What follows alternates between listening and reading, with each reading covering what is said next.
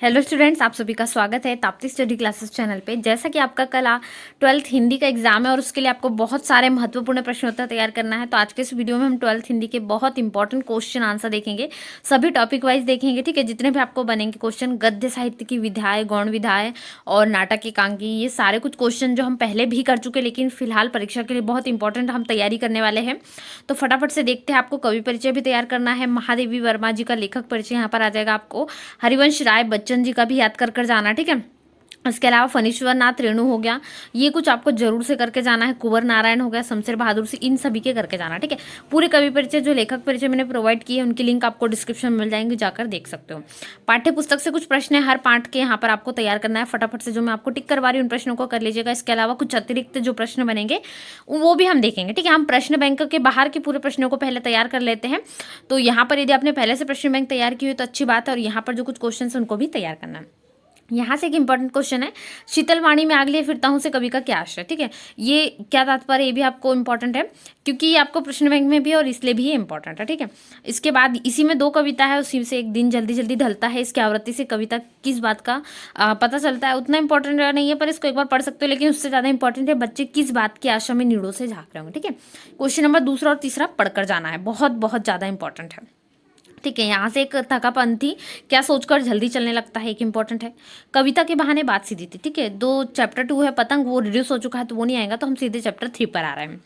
इसमें जो है एक वेरी इंपॉर्टेंट क्वेश्चन है, वो है भाषा को सहूलियत से बरतने का क्या अभिप्राय। ठीक है, ये सारे 2 अंक वाले प्रश्न हैं जो आपको आ सकते हैं। और कविता के बहाने जो इसमें है, उड़ने और खिलने का कविता से क्या संबंध है। ठीक है, और क्वेश्चन नंबर 2, 3, 4 तीनों कर लीजिएगा क्योंकि तीनों ही इंपॉर्टेंट है, यहाँ पर हो सकते हैं। एक सबसे इंपॉर्टेंट है जो है क्वेश्चन नंबर 4, इसको छोड़ नहीं सकते। ठीक है, कैमरे में बंद अपाहिज सबसे ज्यादा महत्वपूर्ण प्रश्न है, पहले नंबर का क्वेश्चन फॉर नंबर फर्स्ट। इन सभी के आंसर मैंने आपको चैप्टर वाइज करवाया है, प्लेलिस्ट में पूरे 1 से आपको लाइनिंग से मिल जाएंगे क्वेश्चन, आप जाकर देख लीजिएगा। ठीक है, कैमरे में बंद अपाहिज करुणा के मुखौटों में छिपी क्रूरता कविता है, ये आपको विचार करना है या सिद्ध करना है ऐसा। ठीक है, इसके अलावा कैमरे में बंद अपाहिज याद रखिए जो काव्यखंड है उससे आपको बहुत महत्वपूर्ण पाठ हो सकता है। यहाँ से आपको जो है इनका कवि परिचय भी आ सकता है। ठीक है, इसलिए आप इसको दोनों देख सकते हो। पर्दे पर वक्त की कीमत है कहकर कवि ने पूरे साक्षात्कार के प्रति अपना नजरिया, very important question. Question number 3 को छोड़ना नहीं है। ठीक है, सबसे पहले क्वेश्चन नंबर 3 को तैयार कीजिए। इसके बाद 5, 6 उषा, इसमें से भी आपको जो है इसका बिंब प्रस्तुत करने आ सकता है। ठीक है, जैसे कुछ जो गतिशील चित्र है वो क्वेश्चन 2 तरीके से पूछा जा सकता है, लेकिन पूछने का तरीका वही है। यहाँ से दोनों ही इंपॉर्टेंट। ठीक है, इसमें एक क्वेश्चन और है जो डीपली बनता है पाठ का ही, तो वो भी हम देखेंगे क्या बनता है। इसके बाद है कवितावली। ठीक है, कवितावली से आपको याद रखना है तुलसीदास जी का कवि परिचय, गोस्वामी तुलसीदास जी का कवि परिचय करके जाए, बहुत सरल है और बन भी जाएगा आसानी से। हरिवंश राय बच्चन तो कर ही लिया होगा आपने, और तुलसीदास जी का भी करके जाना है। ठीक है, व्याख्या यहाँ से आएंगी ही आएंगी आपको, तो आप इसको व्याख्या भी कर सकते हैं, व्याख्या इंपॉर्टेंट है। ठीक है, इतने क्वेश्चन है जहाँ से बन रहे हैं। इसमें आपको व्याख्या आ सकती है, इसलिए व्याख्या करें। एक प्रश्न यहाँ से बन सकता है, जैसे लक्ष्मण मूर्छा का थोड़ा सा है, वो तो आप पढ़ ही लोगे। क्वेश्चन नंबर 2 करके जाना है। ठीक है, इसके अलावा एक और वेरी इंपॉर्टेंट है, ये दोनों ही क्वेश्चन पढ़कर जा सकते हो। इसके बाद में हम नेक्स्ट क्वेश्चन देख लेते हैं, छोटा मेरा खेत बगुले के पंख से भी प्रश्न बन सकते हैं। इसमें एक इंपॉर्टेंट है, वो है क्वेश्चन नंबर 1, इसको तैयार करके जा सकते हो। इसके अलावा रस का अक्षय पात्र। ठीक है, ये इंपॉर्टेंट है, वेरी इंपॉर्टेंट है, इसको भी तैयार कर लीजिएगा। और इसमें एक्स्ट्रा क्वेश्चन एक है तो ये भी है। इसके लगभग सारे क्वेश्चन पढ़ के जाइए, जैसे क्वेश्चन ज़्यादा आते हैं। गद्य खंड में सबसे महत्वपूर्ण पाठ है महादेवी वर्मा जी का भक्ति। ठीक है, उसके बाद महत्वपूर्ण आपका आ जाएगा फणीश्वर नाथ रेणु और हजार प्रसाद द्विवेदी। इन तीनों का पढ़ के जरूर जाइएगा। लेखक परिचय तीनों में से कोई एक न एक आपको आएगा ही आएगा, या फिर महादेवी वर्मा के अथवा में फणीश्वर नाथ रेणु, या फणीश्वर नाथ रेणु के अथवा में हजार प्रसाद द्विवेदी, या हजार प्रसाद द्विवेदी के अथवा में जैनेन्द्र कुमार। ये 4 में से कोई एक तो आपको आएगा ही। जैनेन्द्र कुमार का नहीं भी करोगे तो भी चलेगा, लेकिन ये 3 इतने इंपॉर्टेंट है जो एक के अथवा में दिए जाएंगे। ज़्यादा चांसेस आपको 90% महादेव वर्मा जी के चांसेस है। तो इनकी 2 रचनाएं तो अतीत के चलचित्र हो गया, स्मृति की रेखा, जो ऐसे इनकी कुछ रचनाएं हैं, याद रख लीजिएगा। केवल 2 रचनाएं याद रख लोगे ना, तो इनमें आपको भक्तिन कहानी में आपने पढ़ा है तो देखा होगा, मार्मिक दर्शन है, जो मित्रता है, उनका संबंध होता है आपसी, वो बताया गया है। तो ऐसा सब कुछ आप उनकी रचनाओं में लिख सकते हो। भक्तिन पाठ से कुछ और एक्स्ट्रा क्वेश्चन मैं आपको जो बताने वाली वही करके जाइएगा, उसमें से ही आपको क्वेश्चन आएंगे। ठीक है, बहुत इंपॉर्टेंट है। भक्तिन का वास्तविक नाम क्या था, अपना वास्तविक नाम लोगों से क्यों छिपाती थी, ये क्वेश्चन है।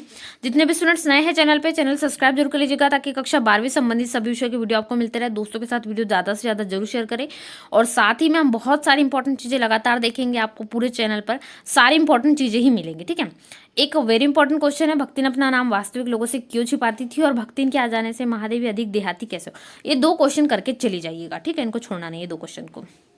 एक और क्वेश्चन बन सकता है, भक्तिन और लेखिका के बीच कैसा संबंध था।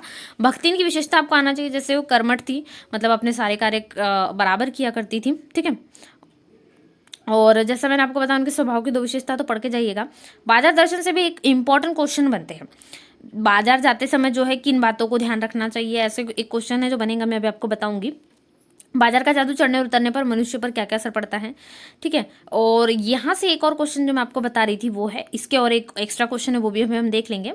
बाजार की सार्थकता किस पर निर्भर। ठीक है, ये एक इंपॉर्टेंट है, इसमें आपको करना है। पहलवान की ढोलक बहुत महत्वपूर्ण पार्ट है। ठीक है, क्यों है, क्योंकि इससे क्वेश्चन ज़्यादा बनेंगे। भक्तिन और पहलवान की ढोलक दोनों ही ऐसे पार्ट है जहां से क्वेश्चन ज़्यादा बनना तय है। भक्तिन गद्य खंड से वेरी इंपॉर्टेंट, स्टार वाला पार्ट इसको ले लीजिए।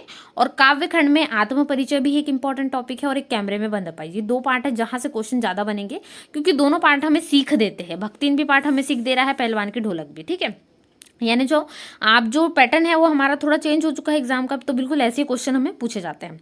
लुटन पहलवान ने ढोलक को अपना गुरु क्यों कहा होगा, ये क्वेश्चन आ सकता है। ठीक है, और ये इसके अलावा ढोलक की आवाज़ का पूरे गांव पर क्या असर होता था, एक वेरी इंपॉर्टेंट क्वेश्चन नंबर 4। ठीक है, इसके अलावा है क्वेश्चन नंबर 5 भी पढ़ सकते हो, 4th और 5th आपको पढ़ना है। ठीक है, वेरी इंपॉर्टेंट। एक्स्ट्रा क्वेश्चन भी इसमें तैयार कर सकते हो चाहो तो। इसमें एक्स्ट्रा क्वेश्चन में एक जरूर तैयार कर लीजिएगा, लुटन सिंह की कीर्ति दूर दूर तक कैसे फैल गई। ठीक है, उसकी प्रसिद्धि है ना। इसके बाद शीरीष के फूल है। ठीक है, शीरीष के फूल में तो सबसे पहले नंबर का क्वेश्चन वेरी इंपॉर्टेंट है, इसको छोड़ना नहीं, इसको स्टार लगा लीजिए। ठीक है, हजार प्रसाद द्विवेदी का आपको लेखक परिचय पढ़कर जाना है, भूलना नहीं है, वेरी इंपॉर्टेंट है और बहुत अच्छे सीनियर लेखक है, समझ लीजिए, इसलिए इंपॉर्टेंट है। इसके बाद इसमें कुछ क्वेश्चन है, यहाँ से आपको 2 क्वेश्चन करना है। ठीक है, शीरीष का फूल वाला क्वेश्चन नंबर 3 और 4, ये दोनों क्वेश्चन पढ़कर जाना है, यहाँ से क्वेश्चन बनेगा ही बनेगा। अब जो श्रम विभाजन है भीमराव अंबेडकर का, यहाँ से भी कुछ क्वेश्चन आपको आ सकता है। इसमें आपको एक लॉन्ग क्वेश्चन आ सकता है, यानी थोड़ा बड़ा वाला मार्किंग, दीर्घोत्तरी प्रश्न हम जिनको कहते हैं ना, बिल्कुल वैसे ही। फिलहाल में मार्किंग कम होंगी इसकी, 3 अंक का हो सकता है वो प्रश्न, थोड़ी डिटेलिंग करना है तो दास्ता शब्द को यहाँ पर समझाने के लिए आ सकता है। ठीक है, इसके अलावा जो क्वेश्चन नंबर 3 है ये भी कर सकते हो, इसके तो आपको तीनों क्वेश्चन पढ़ लेना, तीनों इंपॉर्टेंट है। और भी यहाँ से क्वेश्चन नंबर 1 को तैयार करके जाना ही जाना। ठीक है, और तत्व कितने बताइए, क्वेश्चन नंबर 1 और क्वेश्चन नंबर 3, ये आपको तैयार करके जाना। चलिए वितान पर पढ़ते हैं, इसमें आपको 3 ही पार्ट पढ़ना है। डायरी के पन्ने तो रिड्यूस हो चुका है। सिल्वर वेडिंग, अब देखिए जैसा मैंने आपको बताया, कैमरे में बंद अपाहिज इंपॉर्टेंट है, आत्म परिचय इंपॉर्टेंट है, वैसा ही भक्तिन इंपॉर्टेंट है। इसके बाद पहलवान की ढोलक भी इंपॉर्टेंट है, वैसा ही सिल्वर वेडिंग वितान की जान है, समझ लीजिए। ठीक है, वितान यदि डिपेंड है पूरा का तो सिल्वर वेडिंग पर ही है। ज़्यादा प्रश्न आपको सिल्वर वेडिंग के मिलेंगे एग्जाम में, इसलिए सबसे पहला ही प्रश्न इसका इंपॉर्टेंट है। इसके कुछ 1 लाइनर क्वेश्चन भी अभी हम देख लेंगे एक बार में, जिससे आपको सब याद हो जाए। यशोधर बाबू की पत्नी समय के साथ ढल सकने में क्यों असमर्थ थी। ठीक है, सफल नहीं हो सकी, मतलब थोड़ा इसको घुमा के क्वेश्चन भी पूछा जा सकता है, इसलिए चिंता ना करें, बन जाएगा आपको। किशनदा की जो है इनकी विशेषता अलग से आ सकती है। ठीक है, किशनदा में क्या था उन्होंने, ये थोड़ा सा क्वेश्चन बन सकता है। एक्स्ट्रा तो इसके बहुत सारे क्वेश्चन बन सकते हैं, इसमें कम दिए परंतु एक्स्ट्रा बहुत सारे बन सकते हैं। ठीक है, जूझ भी पार्ट बहुत बढ़िया है, जूझ भी इसलिए क्योंकि हमें सीख देता है ये पार्ट। ठीक है, तो जो यहाँ से भी कुछ क्वेश्चन है, थोड़ा डिफरेंट क्वेश्चन इससे बन सकते हैं। ठीक है, यहाँ पर क्वेश्चन नंबर 3 पढ़कर जा सकते हो, ये आपको तैयार करना है। और आनंदा के पिता ने किन शर्तों पर उसे विश्वविद्यालय जाने दिया। ठीक है, ये आ सकता है, वेरी इंपॉर्टेंट है, एक्स्ट्रा क्वेश्चन। जूझ से ज़्यादा प्रश्न आपको तैयार नहीं करना है, परंतु कर सकते हो।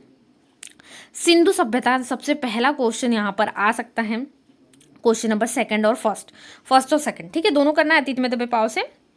एक्स्ट्रा क्वेश्चन में मोहनजोदड़ो वाले से क्वेश्चन से तीनों क्वेश्चन आपको कर लेना है, क्योंकि तीनों ही इंपॉर्टेंट है।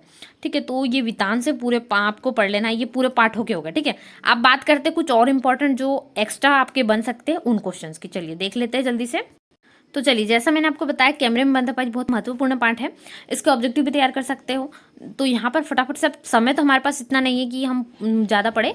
प्रश्न बैंक यदि आपने तैयार कर लिया तो अच्छी बात है, लेकिन एक बार इनको जरूर पढ़ लीजिएगा। ठीक है, ये आपके लिए इंपॉर्टेंट हो सकता है इसमें से आपको कुछ क्वेश्चन ऑब्जेक्टिव बन जाए। तो जिन स्टूडेंट्स ने ऑब्जेक्टिव तैयारी नहीं की है वो यहाँ से कर सकते हैं, बहुत अच्छे से इसमें ऑब्जेक्टिव क्लियर करा गया। कैमरे में बंद अपाहिज कविता में कैमरा एक साथ दिखाना चाहता है दर्शक और अपाहिज को रोते हुए।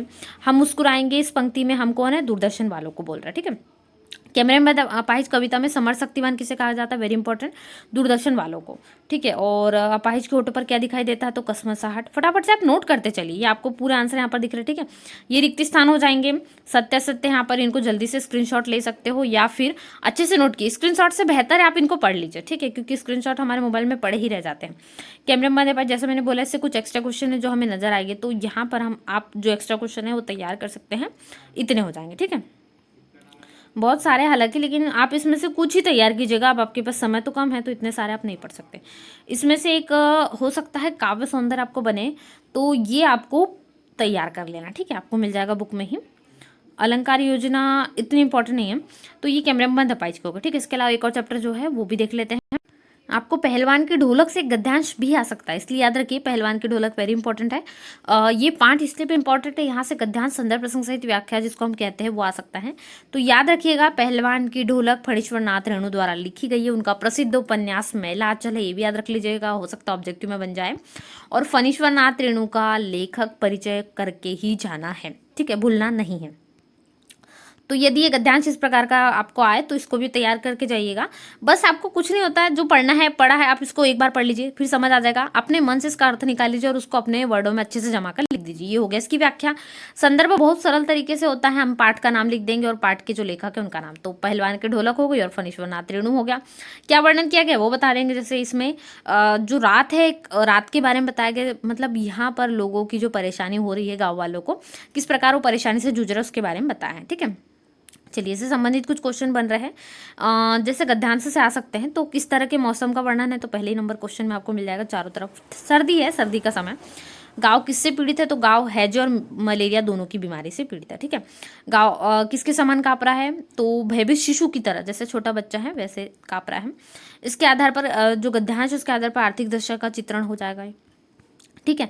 इसके अतिरिक्त महत्वपूर्ण प्रश्न उत्तर वेरी इंपॉर्टेंट है। सबसे पहला क्वेश्चन, लुट्टन कौन था, उसका नाम क्यों फैला था, ठीक है। लुट्टन के बारे में आ सकता है क्वेश्चन, इसीलिए आपको करना है। यहाँ से भी एक इंपॉर्टेंट है, कुश्ती के समय ढोल की आवाज़ से लुट्टन पर क्या प्रभाव पड़ा, ठीक है। दोनों इंपॉर्टेंट क्वेश्चन है।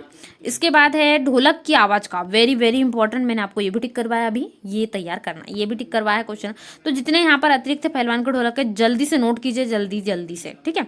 समय कम है, वीडियो को जल्दी से लाइक भी कर दीजिएगा, दोस्तों में शेयर भी कर दीजिएगा, जिससे सभी स्टूडेंट्स की हेल्प। मेले में लुट्टन सिंह क्या पहनता था, दुकानदार उसके साथ क्या करते थे, हलवाई से क्यों बुलाता था। कुछ एक्स्ट्रा क्वेश्चन है जो बन सकते हैं, ठीक है। वस्तुनिष्ठ है, कौन सी बीमारियां फैली थी, तो हैजा और मलेरिया दोनों है, ठीक है। एक हैजा देख लिया, एक स्टूडेंट ने पूरे नहीं देखे तो हैजे लगा कर देंगे, ऐसा नहीं करना है, ठीक है। दोनों ऑप्शन देखिएगा पहले, अच्छे से रीड करिएगा। लुट्टन कितने वर्ष की आयु में अनाथ हो गया था, ये है, तो 9 वर्ष की आयु में, ठीक है। और शेर के बच्चे का असल नाम चांसी था। पंजाबी जमात किसके पक्ष में थी, तो चांसी के। लुट्टन पहलवान ने चांसी को कहाँ के दंगल में, तो श्यामनगर के दंगल में हराया था। रिक्त स्थान है, जहाँ से बनना तय है, ठीक है। तो ये भी हो जाएगा, लुट्टन की सास ने उसका पालन पोषण किया था। और भी है क्वेश्चन जो करना है, सत्य सत्य हो गया, ठीक है, वेरी इंपॉर्टेंट है, इसलिए तैयार करते जाएगा। यहाँ से एक इंपॉर्टेंट आपको मिलेगा, फणीश्वर नाथ रेणु की रचना पहलवान की ढोलक, एक प्रतिनिधि कहानी, ठीक है, ये आपको देख लेना है। इसके बाद एक वाक्य में एक शब्द एक वाक्य में उत्तर। आंचलिक उपन्यास मैला आंचल किस सन में, तो 1954 में। ये आपको गद्य खंड से पूछा जा सकता है, ठीक है। चलिए आगे हो रहे, लुट्टन ने किसकी अनुमति पाकर चांद से कुश्ती लड़ी, तो राजा साहब की। और भी क्वेश्चन है, लुट्टन पहलवान की अंतिम इच्छा क्या थी, शायद ये क्वेश्चन बन सकता है, तो ये क्वेश्चन भी तैयार कर लीजिएगा, ठीक है। कि यह थी कि मरने के बाद उसे चिता पर पेट के बल लिटा दे, क्योंकि जीवन में कभी चित नहीं हुआ। इसके अलावा चिता सुलगाने के समय ढोलक बजा दे, क्योंकि वो ढोलक बजा कर, तो ये उसकी अंतिम इच्छा थी। ये हो गए लुट्टन पहलवान की जो पार्ट है, पहलवान की ढोलक, उससे इंपॉर्टेंट क्वेश्चन, ठीक है। चलिए अगला क्वेश्चन देख लेते हैं और इंपॉर्टेंट। चलिए, अब जो वितान है उसमें एक अतीत में दबे पाव भी है, उसमें भी इंपॉर्टेंट क्वेश्चन बन रहे हैं। तो यहाँ से आपने पार्ट अच्छे से यदि कवर नहीं करा है तो आप इसको केवल 2 मिनट में कवर कर सकते हो, ठीक है। सही विकल्प जो इससे बन सकते हैं, तो लेखक को किस प्रदेश का ख्याल आता है, मोहनजोदड़ो और वहाँ के घरों को देखकर, तो राजस्थान का, ठीक है। खुदाई से प्राप्त गेहूं का रंग कैसा होता है, काला है। मोहनजोदड़ो अपने काल में किसका केंद्र रहा होगा, सभ्यता का। चलिए इसके बाद और क्वेश्चन है, कितने कुएं थे, वेरी इंपॉर्टेंट क्वेश्चन, तो 700, ठीक है। चबूतरे पर किसके कमरे बने हुए, तो भिक्षुओं के। राखलदास बनर्जी कौन थे, पुरातत्ववेत्ता थे। इसके अलावा है रिक्त स्थान बन रहे हैं, जल्दी जल्दी से नोट कीजिए, फटाफट से, समय नहीं है हमारे पास समझने का, हम इनको केवल एक एक बार पढ़ सकते हैं। मोहनजोदड़ो के घरों में टहलते हुए लेखक को कुलधरा गांव की याद आई। भग्न इमारत में कितने खंबे हैं, तो 20 खंबे हैं। मोहनजोदड़ो के सबसे ऊंचे चबूतरे पर कौन सा स्तूप है, बौद्ध स्तूप विद्यमान है। आंसर इसके सामने है, आप पढ़ सकते हो। कुंड के पानी के प्रबंध के लिए कुएं की व्यवस्था की गई थी। उत्तर में 2 प्रांत में 8 स्नान घर है, ये वेरी इंपॉर्टेंट है, ये आ चुका है, ठीक है। 8 स्नान घर है, यानी नहाने का जो होता है उसको हम कहेंगे। एक शब्द एक वाक्य में कोठार किसके काम आता होगा, तो अनाज जमा करने के लिए। मोहनजोदड़ो हड़प्पा से प्राप्त हुई नर्तकी की मूर्ति किस राष्ट्रीय संग्रहालय में रखी हुई, तो दिल्ली, ठीक है। 50,000 से अधिक यहाँ पर है पंजीकृत जो खुदाई में निकली चीज़ है वो। इसके बाद है लेखक ने सिंधु सभ्यता के सौंदर्य बोध को क्या नाम दिया है, तो समाज पोषित नाम दिया, ठीक है। डीकेजी हल्का किसके नाम पर रखा गया, पुरातत्व शास्त्री काशीनाथ दीक्षित के नाम पर। सिंधु घाटी सभ्यता किस प्रकार शासित थी, तो समर्थता, शक्ति और अनुशासित थी। वैसे बहुत सारी चीजें इसमें हैं। कुछ महत्वपूर्ण प्रश्न जो आपको करना ही करना है, छोड़ना नहीं अतीत में दबे पाव से। हड़प्पा शहर के साक्ष्यों की पूर्ण रूप से प्राप्ति क्यों नहीं हो पाई है, तो ये हो जाएगा। मोहनजोदड़ो में मुखिया के घर की क्या विशेषता होती है, ठीक है। तो यहाँ पर जो यहाँ वास्तुशैली है उसमें लगभग एक सी है, तो ये आपको लिख लेना, ठीक है। 30 गुना 30 फुट का होता है, मतलब 30 बाय 30 जो हम जिसको बोलते हैं वैसा घर होता है मुखिया का। वेरी इंपॉर्टेंट है। शहर की व्यापकता के विषय में लिखिए जितने महत्वपूर्ण है, और अतिरिक्त प्रश्न मैं आपको बता रही हूँ, इसमें से आपको कुछ प्रश्न बन सकते हैं। कहाँ बसा हुआ था मोहनजोदड़ो, इस शहर के नाम का अर्थ क्या और आप इसे किस नाम से पुकारते हैं, ठीक है। ये आपको क्वेश्चन कर लेना है। चलिए इसके बाद और क्वेश्चन है, क्वेश्चन नंबर 5 है गए, किस प्रकार से क्यों प्रसिद्ध है। इसके बाद हो गया क्वेश्चन नंबर 6। बहुत सारी चीज़ें इंपॉर्टेंट है इसमें, आप क्वेश्चन बैंक को यदि पढ़ रहे हैं, इसके अलावा ये क्वेश्चन भी जरूर तैयार करके जाइएगा, ठीक है। जो आदिम शहर की सभ्यता संस्कृति की अधिकांश वस्तुएं अब कहाँ हैं, ये हो गया। अभी थोड़ा सा हम ग्रामर का भी देख लेंगे। पर्यटक मोहनजोदड़ो में क्या क्या देख सकते हैं, अतीत में दबे पाठ के आधार पर वर्णन। जैसे सबसे पहला बौद्ध स्तूप पॉइंट हो जाएगा, उसके बाद हो जाएगा स्नानागार और अजायब घाट, ठीक है। ये कुछ 3 प्रमुख है। और स्नानागार जो है 40 फुट लंबा और 25 फुट चौड़ा कुंड बना हुआ है यहाँ पर, ठीक है। अजायब घर भी यहाँ पर काला पड़ गया, यहाँ पर गेहूं, तांबे, कांसे के बर्तन वगैरह मिल जाते हैं। चलिए कुछ और इंपॉर्टेंट चीजें तो देखना जरूरी है।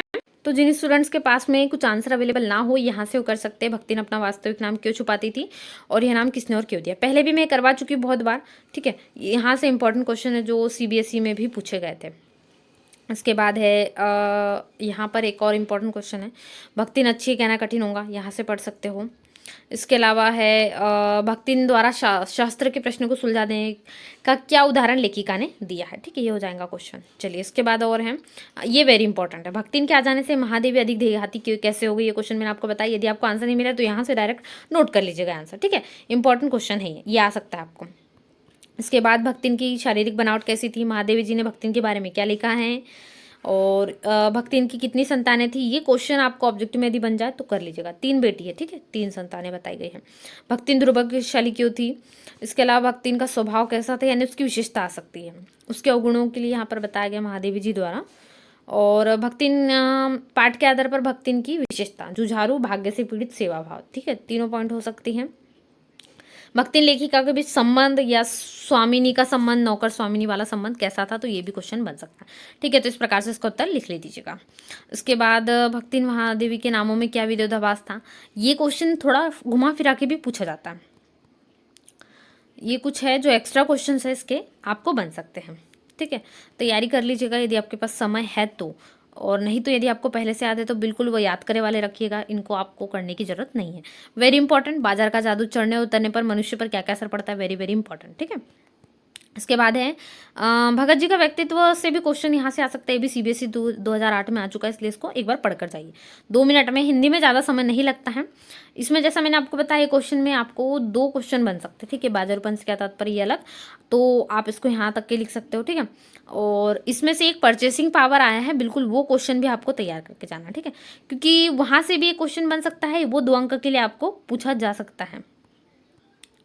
यहाँ पर आपको लिख लेना है बाजार जो है, ये वेरी इंपॉर्टेंट क्वेश्चन हो सकता है बाजार दर्शन से, ठीक है।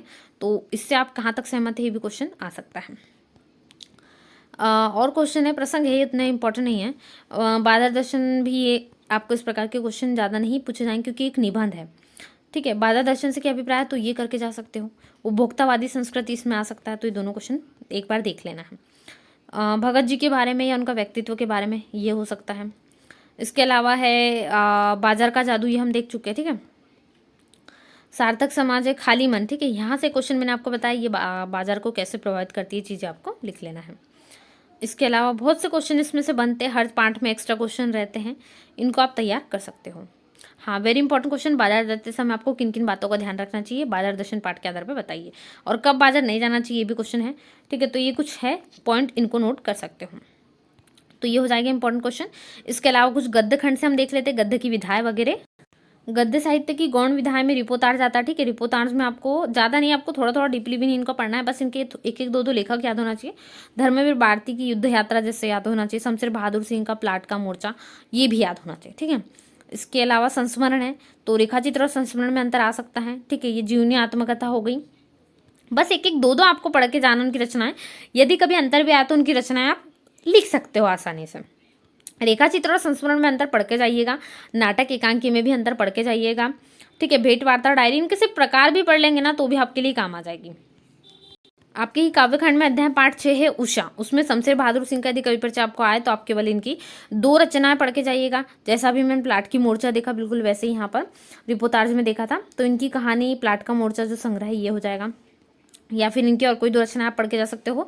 इनकी काव्यगत विशेषता यदि पूछी जाती है तो आप इनमें से केंद्रित कर सकते हो। आजकल क्वेश्चन ऐसे ही बनते हैं वर्तमान में, काव्यगत विशेषताएं बताइए, भाषा शैली हो जाएगी उनकी जो आपको नोट करना है। ठीक है, ये हो जाएगा, आप इनको नोट कर सकते हो। कविता का प्रतिपाद्य जो उषा पाठ है, इसका प्रतिपाद्य वेरी इंपॉर्टेंट है, क्योंकि यहाँ से क्वेश्चन क्या बन रहा है, जो उन्होंने समय परिवर्तित होते जा रहा है धीरे धीरे, बहुत बढ़िया से बनाया, इसलिए इसका आप सार पढ़ के जा सकते हो। ठीक है, इसके बाद इसका सार भी पढ़ सकते हो, दोनों ही इंपॉर्टेंट है। यहाँ से आपको एक व्याख्या आ सकती है। नीला शंख, जैसा मैं आपको बता रही थी, एक इंपॉर्टेंट क्वेश्चन यहाँ पाठ से बनता है। नीला शंख की तुलना किससे की गई है, या फिर जो तुलना है वो तो आएगा ही, एक क्वेश्चन यहाँ से बनेगा ही। इसकी व्याख्या फटाफट से आप देख के जा सकते हो। ठीक है, ये पाठ इसलिए भी इंपॉर्टेंट है, यहाँ से आपको एक पद्यांश आ सकता है संदर्भ प्रसंग सहित व्याख्या करने के लिए। उषा पाठ से याद रखिएगा, उषा पाठ से आपको एक बनेगा। तो आपको नाम याद रखना है, शमशेर बहादुर द्वारा लिखी गई है, ये इतना भी याद रख ले तो आपके 2 नंबर इस पर मिल जाएंगे। ठीक है, ये व्याख्या हो गई। ये व्याख्या भी इंपॉर्टेंट है, इसके पूरी जो पार्ट है ना उषा पाठ के, वो सारे व्याख्या इंपॉर्टेंट है। ठीक है, तो 3 पद्यांश है, तीनों में से कोई एक आ सकता है, इसको तैयार कर लीजिएगा। ऑब्जेक्टिव क्वेश्चन है जो सिल्वर वेडिंग और जूझ कहानी से बन रहा है, दोनों ही पार्ट इंपॉर्टेंट है। तो ये मैं आपको इसलिए बता रही हूँ क्योंकि ये पार्ट दोनों ही इंपॉर्टेंट है। हम ये पहले भी कर चुके, लेकिन कुछ बच्चे जो केवल वार्षिक परीक्षा के समय पढ़ने वाले हैं उनके लिए हेल्पफुल हो सकता है, इसलिए आप देखते हुए जाइए फटाफट से। यशोधर बाबू अपने बच्चों और पत्नी से सम्मान चाहते थे। सिल्वर वेडिंग याद रखिए आप, सबसे इंपॉर्टेंट चीज, हिंदी में सभी पाठों के नाम याद होना चाहिए आपको। इसके अलावा उनके कवि लेखक के नाम भी बकायदा रटे हुए होने चाहिए। ठीक है, जैसे आत्म परिचय हरिवंश राय बच्चन हो गया, उषा पाठ शमशेर बहादुर सिंह का हो गया, भक्तिन महादेव वर्मा का हो गया, बाजार दर्शन जैनेन्द्र कुमार का हो गया, पहलवान की ढोलक जो होगी फणीश्वरनाथ रेणु के हो गए। ऐसे ही सारे आपको एकदम रटे हुए होने चाहिए, बिल्कुल कोई दिक्कत नहीं जानी चाहिए। ठीक है, जैसे यहाँ पर सिल्वर वेडिंग का मनोहर श्याम जोशी हो गया जी। ठीक है, जूझ जो पाठ है उसके आनंदा जो है मराठी लेखक है, उनको बचपन में आनंदा कहा जाता था, आनंद है, आनंद यादव। ठीक है, ये आपको याद रखना है। सिल्वर वेडिंग कहानी के कथानायक का नाम यशोधर बाबू है, मतलब मेन लीड में कौन है। ठीक है, किसको अपना किशन दा बार बार प्रयोग करते हैं वो याद रखना है। किशन दा की आपको स्वभाव की विशेषता वो आ सकती है। किस पद पर नियुक्त थे जब उनको किशन दा ने थोड़ी सी उनको जगह भी दी थी उनके घर। उनका पूरा नाम वाईडी पंत है। ठीक है, कौन सी, हाँ वेरी इंपॉर्टेंट, क्योंकि पार्टी है सिल्वर वेडिंग, तो 25वीं सालगिरह मनाई जा रही थी। दफ्तर के बाबू को सिल्वर वेडिंग के लिए यशोधर बाबू ने कुल कितने 30 रुपए दिए। किशन दा का कौन सा मानस पुत्र यानी माना हुआ पुत्र मानते हैं। ठीक है, मूलतः कहाँ के रहने वाले थे, ये क्वेश्चन बना है। ठीक है, तो कुमाऊं के, याद रखिएगा। किशन दा यशोधर को भाऊ कहकर बुलाते थे, भाऊ यानी मराठी भाई होता है आई थिंक। सिल्वर वेडिंग में गाउन पहनते समय यशोधर बाबू को कौन सी बात चुभी, दूध लाने की बात, कि सुबह दूध लाने जाते हैं आप ऐसे कपड़े पहन के जाते हैं तो अच्छा नहीं लगता था उनके बच्चों को। और जब सब्जी लेकर घर पहुंचे तो उनकी हालत कैसी थी, बिल्कुल द्वारका से लौटे सुदामा जैसी। ठीक है, यशोधर बाबू के कितने बेटे थे, 3, और एक बेटी भी थी। यशोधर बाबू किस प्रकार के जीवन के पक्षधर थे, तो सादगीपूर्ण। यशोधर बाबू किससे जुड़े हुए थे, पुरानी परंपराओं से। यशोधर बाबू की पत्नी किसका साथ देती थी, अपने बच्चों का। बड़े लड़के को कितने रुपए मासिक की नौकरी मिली, 1500 रुपये। ठीक है, और बच्चों के प्रति वैभव अलगाव भरा था। कितने क्वार्टर में कितने कमरे थे, 2। वेडिंग पर भूषण ने अपने पिता के उपहार दिए, भूषण उनके बेटे का नाम है, उन्हीं ड्रेसिंग गाउन दिया। ठीक है, अब वितान से ही और क्वेश्चन है। सिल्वर वेडिंग कहानी के लेखक मनोहर श्याम जोशी, पहला क्वेश्चन वेरी इंपॉर्टेंट, मैंने आपको बताया, अभी हम देख चुके हैं। बाजार दर्शन जैनेन्द्र कुमार का है, धर्म भारती का तो आपको नहीं है, ओम थानवी भी नहीं है। ठीक है, 25वीं वर्षगांठ किसकी मनाई जा रही थी, यशोधर बाबू की। सिल्वर वेडिंग कहानी की मूल जो है संवेदना पीढ़ी का अंतराल दिख रहा है आपको। ठीक है, इसमें पाश्चात्य संस्कृति का भी प्रभाव है थोड़ा बहुत, और इनमें से सभी होना चाहिए। ठीक है, देखिए ऐसे क्वेश्चन है जो कन्फ्यूज करते हैं, तो इनमें से सभी आना चाहिए। अपना रोल मॉडल किशन दा को मानते थे। ठीक है, उनकी बातें किया करते थे। यशोधर बाबू की क्या भूमिका है, तो परंपरावादी भी है, नए परिवेश में फिट भी नहीं हो पा रहे, तो इनमें से तीनों आ जाएगा आंसर। ठीक है, यशोधर बाबू की पत्नी का कहानी से कौन सा चरित्र का प्रतिनिधित्व करती है, तो अपने बच्चों की तरफदार भी है, दबी हुई नारी भी। जब दबी हुई नारी कब आती है, जब उनके नया नया विवाह हुआ रहता है, तब यशोधर बाबू उनके परिवार की सुनते हैं, उनकी नहीं सुनते हैं, तो ये सभी आंसर आ जाएगा। किशनदा का व्यक्तित्व कैसा है, मार्गदर्शक भी है, सहयोगी भी है, सरल हृदय भी, इनमें से तीनों। ठीक है, यशोधर बाबू का व्यवहार अपने दफ्तर कर्मचारियों से कैसा था, व्यवहार कुशल है वो। ठीक है, मतलब सबसे बनती थी उनकी, सभी से आते जाते बात किया करते थे। चड्ढा कौन है, तो यशोधर बाबू के अधीन काम करने वाले कर्मचारी हैं। और यशोधर बाबू के बच्चों का सबल पक्ष क्या है, ठीक है, तीनों ही है, क्योंकि वो सकारात्मक सोच भी रखते, आगे बढ़ने के लिए भी उनकी कोशिश है। यशोधर बाबू की पत्नी अपने पति से नाराज क्यों है, क्योंकि ये सभी काम उन्होंने किए हैं। ठीक है, क्योंकि परंपरावादी विचारों से ही है। संयुक्त परिवार के कारण भी उनकी पत्नी ने कई बार कोशिश की है। ठीक है, यशोधर बाबू समय के साथ ढल सकने में क्यों असफल है, तो इनमें से तीनों है, क्योंकि वो किशनदा के अनुरूप जीना चाहते, परंपरावादी भी, और जो नई चीज़ें उनको अपनाना भी नहीं चाहते। आपको यशोधर बाबू के जीवन को किसने सबसे अधिक प्रभावित किया है, तो किशनदा ने। उन्हीं की बार बार वो बातें किया करते हैं।